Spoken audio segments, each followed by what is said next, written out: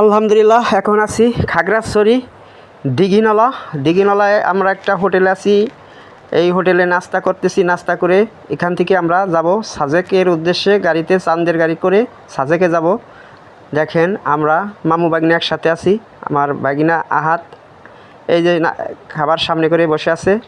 সকালবেলা এই নাস্তা খাইয়ে আমরা এখান থেকে চাঁদের গাড়িতে যাব বাগারহাট থেকে একসাথে সেনাবাহিনীর গাড়িতে আমাদের নিরাপত্তার জন্য চলে যাবে আমাদের নিয়ে সেই স্বপ্নের সাজেক ভ্যালিতে। মেঘের রাজ্য সাজেক, পাহাড় পর্বত, অনেক সুন্দর জায়গা। আপনারা জানেন বাংলাদেশের সবচেয়ে সৌন্দর্য পাহাড়ের ভিতরেই সাজেক ভ্যালি। একবারে মেঘের রাজ্য, মেঘগুলি অনেক কাছে থেকে ধরা যাবে, দেখা যাবে। সেই স্বপ্নের সাজেকে যাইতেছি আমরা।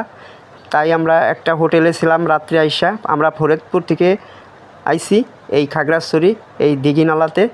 এখান থেকে আমরা যাব সাজেকে। টাকা পয়সা হইলেই খালি ঘোরা যায় না, ঘোরার লাগে একটা মন লাগে, আর ঘুরলে মন এমনি ভালো হয়ে যায়।